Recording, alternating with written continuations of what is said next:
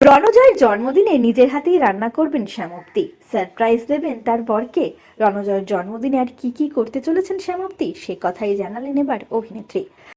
আপনাদের সবাইকে স্বাগত সিনে গসিপে।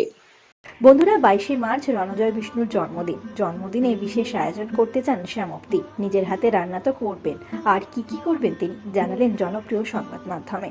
বিয়ের পরে রণজয়ের প্রথম জন্মদিন, শনিবার থেকেই তো আমি সব বাজার হাট করে ফেলেছি, তবে এই বছরের ওর জন্মদিনটায় একটা সমস্যায় পড়েছি। আসলে এখন একসঙ্গে থাকি তো, তাই সারপ্রাইজ পরিকল্পনায় কাল ঘাম ছুটে যাচ্ছে আমার।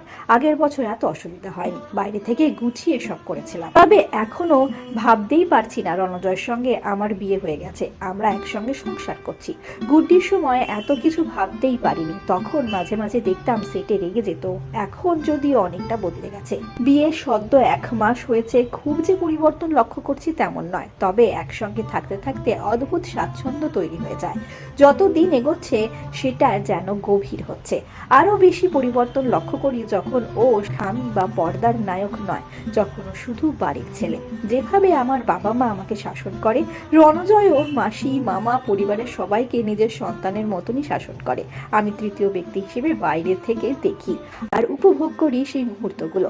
বিয়ের পরে প্রথম জন্মদিনেও নিজের হাতে সবটা করব ভেবেছি। 5 রকমের ভাজা, সেখানে ধোকা ভাজা থাকবেই, কারণ ওর প্রিয় খাবার। গয়না বড়ি ভেজে দেব ভেবেছি, পায়েস করব নিজের হাতে, চিংড়ির মালাইকারি করব ভেবে রেখেছি। বিয়ের মরশুমে অনেক পাঁঠার মাংস খাওয়া হয়েছে, তাই চিকেনই রান্না হবে। উপহারটা সারপ্রাইজ দেব ভেবেছি। যদিও জন্মদিনে খুব বেশি আর কিছু ভাবতে পারছি না, কারণ আমাদের দুজনেরই কাজ আছে, বেরোতে হবে, রাতে বন্ধুরা আসবে, খাবার দাবার হবে।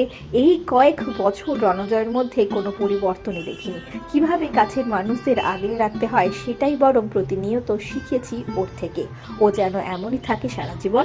জন্মদিনে এটাই প্রার্থনা। রণজয়ের জন্মদিনের জন্য রইল আমাদের তরফ থেকে অনেক অনেক শুভেচ্ছা, অনেক শুভকামনা। জন্মদিনে কি কি সারপ্রাইজ দেন অভিনেত্রী শ্যামপ্তি, তা জানতে জুড়ে থাকুন আমাদের সঙ্গে।